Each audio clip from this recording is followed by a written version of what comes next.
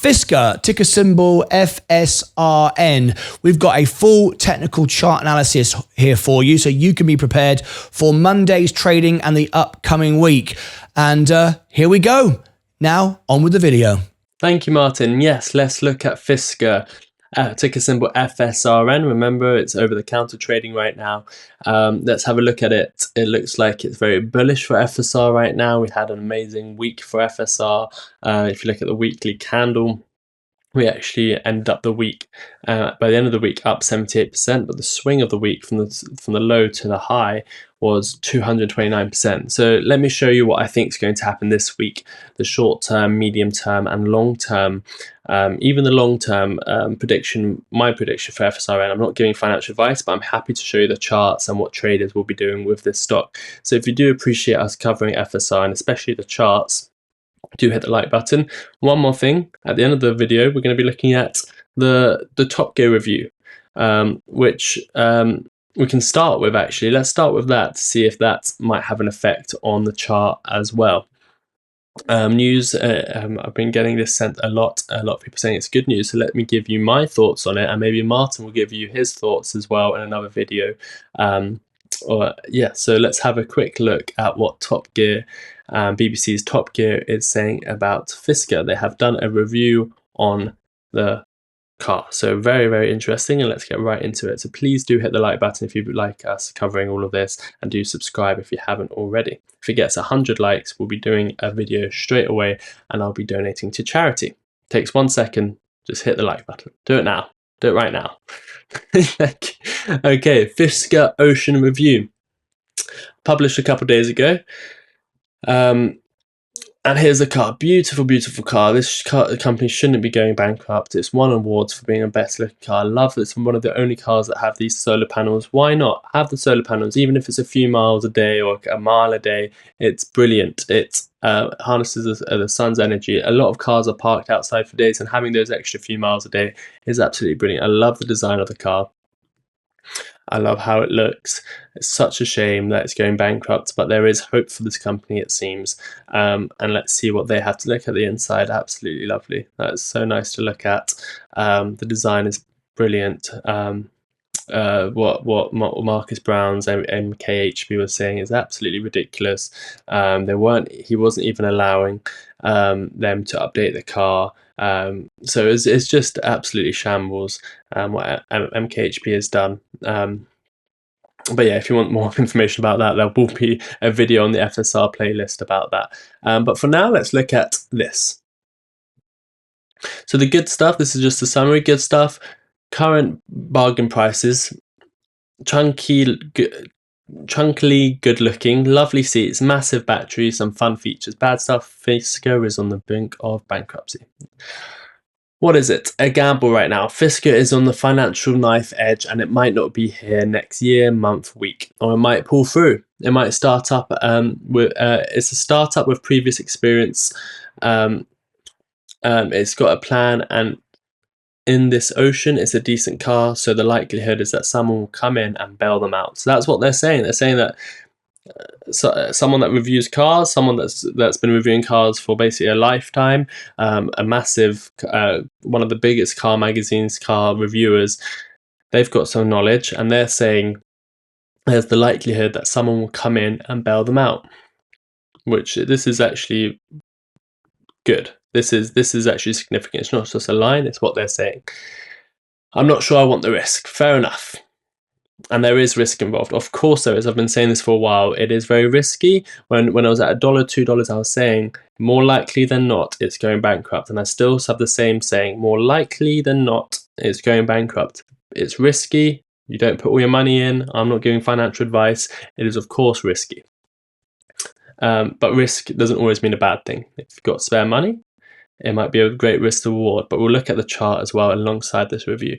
For instance, what happens to after sales if Fisker folds?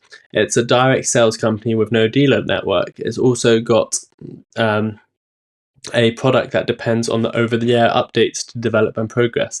The V1 software, it was notoriously glitchy, and this V2 and vastly improved, but still not perfect. MKHB wouldn't allow them to update them to V2. V2 was going to be great, and they're saying it's vastly improved, so much better. So he's given a fake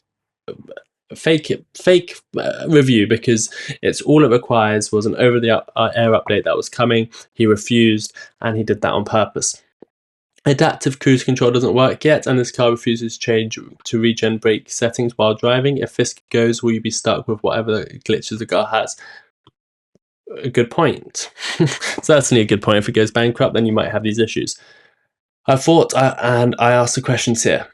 Fair enough. The answer is yes, you probably will be. Although the next 2 software updates have been completed and are undergoing final assessment, if you're willing to take a gamble, you might just be able to bag yourself a complete bargain. There are 3 trim levels: Sport, Ultra and Extreme, and the price in the UK ran between $36,900 and $50,900, which for the spec they offered were very competitive.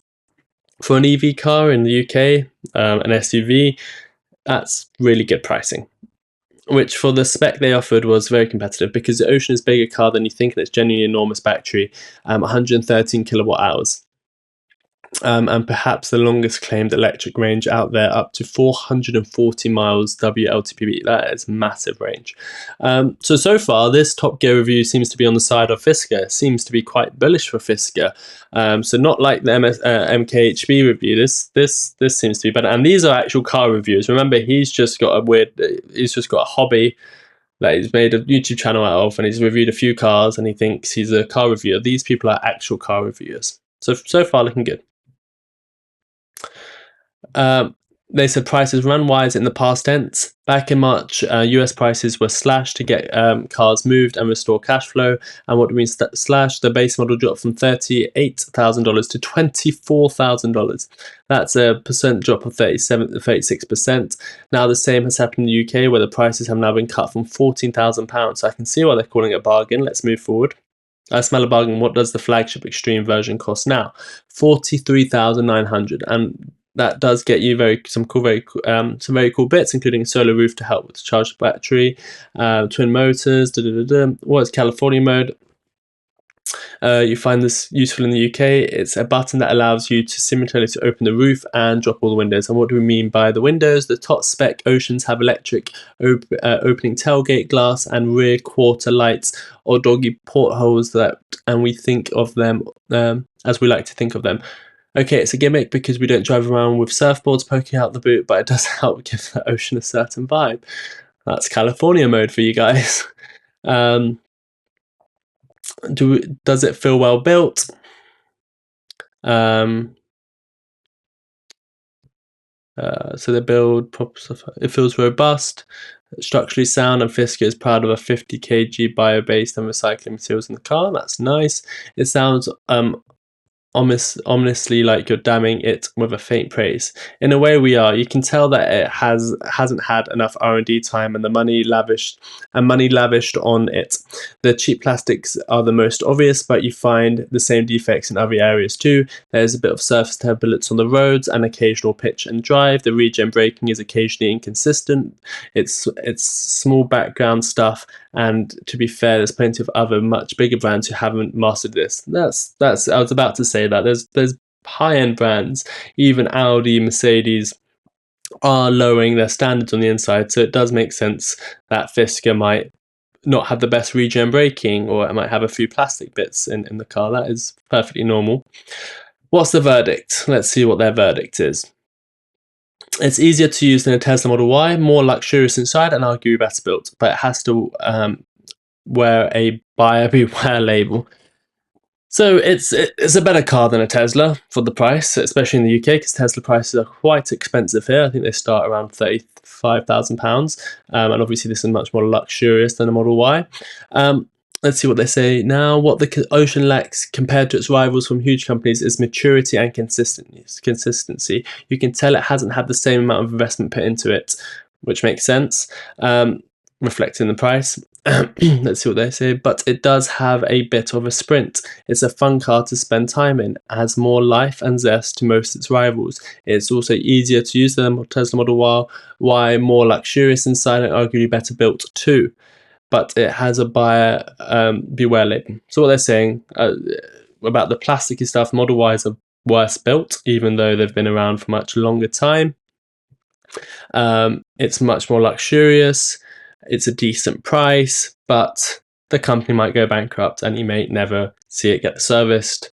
Well, you probably can get it serviced somewhere else, but you might not see software updates, but you probably will because someone might buy them out. So it's correct what they're saying. It's a buyer beware label because the company might go bankrupt and you might lose all those privileges. So it's a risk. Would I take the risk? Probably not. I wouldn't. If I wanted this car and I had the money for it, then I probably wouldn't buy it because of that risk. And it's obviously going to put people off.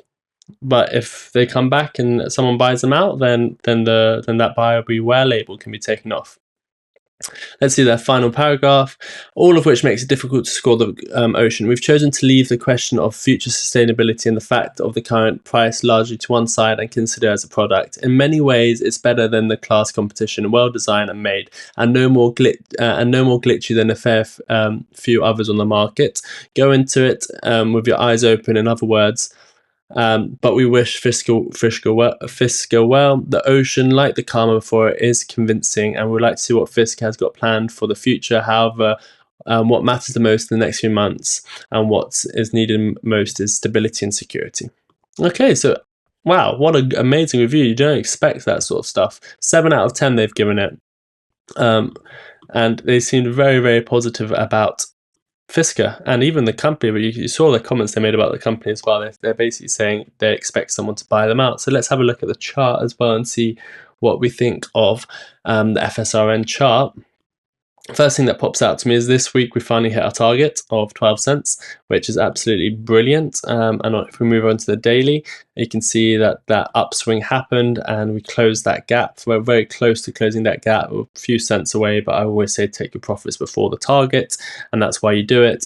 Look at that, an amazing trade. What's that from the areas we were saying?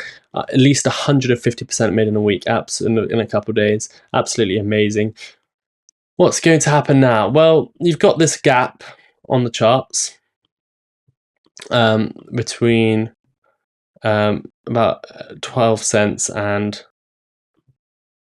between just 0.118 and 0.127. So that gap you think should get filled, but in the meantime, it might go down first. So let's see if we can do let's go back to the 4-hour chart and see if there's any short-term technical analysis we can do.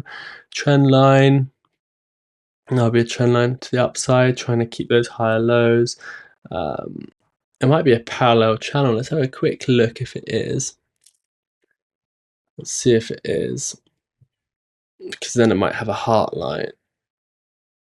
There we go, that actually does work out. So there we go. So that does look like there's a trend to the upside. Obviously very volatile. The market cap is very low. It's about 95 million. So someone can easily come buy up this company for about 95 million. I'm sure they would be able to. Obviously we had the capitulation lows about around 2 cents, or 1.5 cents, which we probably won't see come into play again unless they are going bankrupt. But right now it seems like there's a few deals on the table. They have their earnings, it seems like tomorrow. Is that right? Do they still have earnings? We'll cover that if that is correct. It's having a lot of swings within this parallel channel. It's got the heart line, which is the middle of the parallel channel, which you can see is acting as support and resistance. You can see it was resistance to begin with, and then resistance again, and we're back below it. So it can have a move to the downside. The move to the downside could be like that. It could be another, how many percent? Let me check for you guys. About another 40% move to the downside. And if it does go down there, that's your next area to be able to take a trade.